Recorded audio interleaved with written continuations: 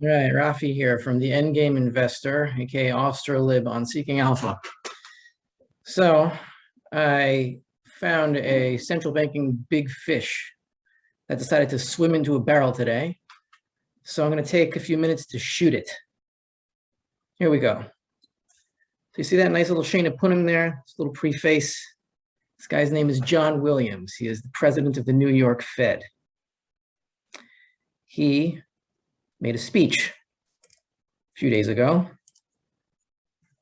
Anyway, here it is. This speech, given July 12th, 2021, at the Bank of Israel, CEPR Conference on Inflation, Dynamics, Expectations, and Targeting. Delivered via video conference. Okay, so at least he wasn't here. That's good. With that preamble, he says, it is time to give the standard Fed disclaimer that the views I express are my own and do not necessarily reflect those of the Federal Open Market Committee or reality or anyone else in the Federal Reserve System. He starts off his speech by saying what is past is prologue, the decline in R star. Here's the first sentence of his speech. The adoption of inflation targeting by many central banks succeeded in bringing the high and variable inflation rates of the 1970s and 1980s under control and anchoring inflation expectations. So, first of all, what he means by inflation targeting, we hear this thing, symmetrical inflation targeting. That means that the central bank, the Fed, has a target of 2% inflation annually, which if it underhits or goes below that target for any amount of time, it will surpass it, aim to surpass it, so that symmetrically inflation is averaging 2% a year. And never mind that the calculation of this stuff is voodoo and nonsense. Let's just take it at face value. Let's say you can measure inflation, by which he means the effect of inflation, meaning consumer prices rising by 2% a year. Let's say you could measure that and make it symmetrically 2%. He says that many central banks succeeded in bringing the high and variable inflation rates of the 1970s and 1980s under control and anchoring inflation expectations through this thing called inflation targeting, 1970s and 1980s. All right, so John Williams, Johnny Boy as I will call him, you are a fish and now you are in a barrel and I'm going to shoot you, figuratively. Let us go into DuckDuckGo and DuckDuckGo these words. 2% inflation target, Paul Volcker.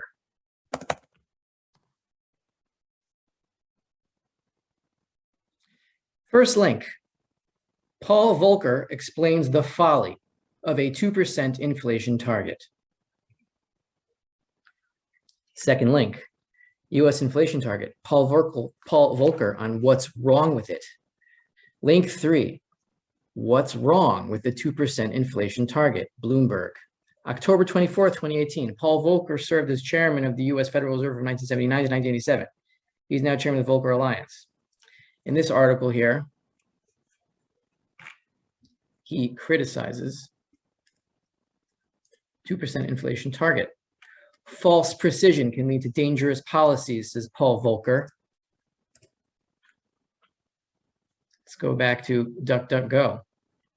Another link.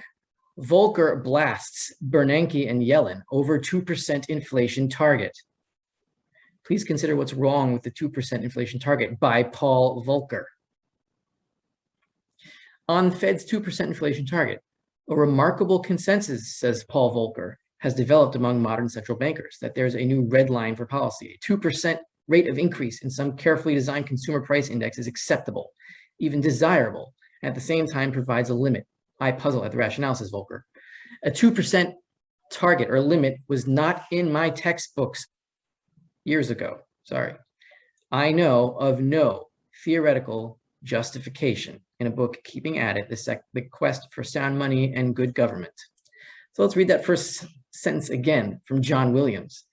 The adoption of inflation targeting, specifically rejected by Paul Volcker, who was chair of the Fed in the 1970s and 1980s, by many central banks, presumably the Fed included, succeeded in bringing the high and variable inflation rates of the 1970s and 1980s under control and anchoring inflation expectations through inflation targeting, which Volcker specifically rejected and never did.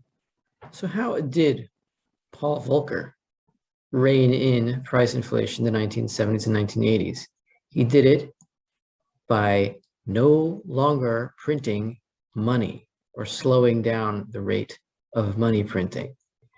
That caused interest rates, which was not his target, to skyrocket to about 21% by 1981.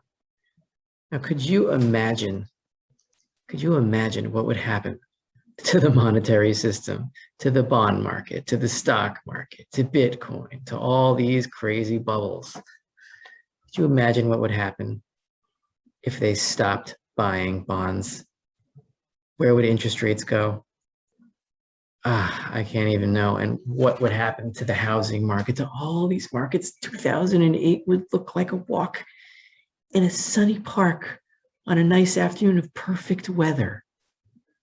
It would be economic Armageddon. It would be financial Armageddon, which is coming anyway in gold terms.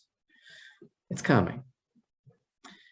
But if John Williams, little Johnny boy, swimming in a barrel, decided to take the same approach to inflation as Paul Volcker did in the late 1970s and 1980, the entire global economy would fall apart at the seams, and it would be the end of the entire fiat monetary system. No doubt whatsoever. So John Williams can pretend as much as he wants, but he's full of crap. And that's the truth. If you enjoyed this video, you can subscribe here, but it would help me out even more if you subscribe to my daily precious metals newsletter on Seeking Alpha at the Endgame Investor. A link in the description below. Thank you for your time, and I hope you enjoyed me shooting this fish in this barrel. So long.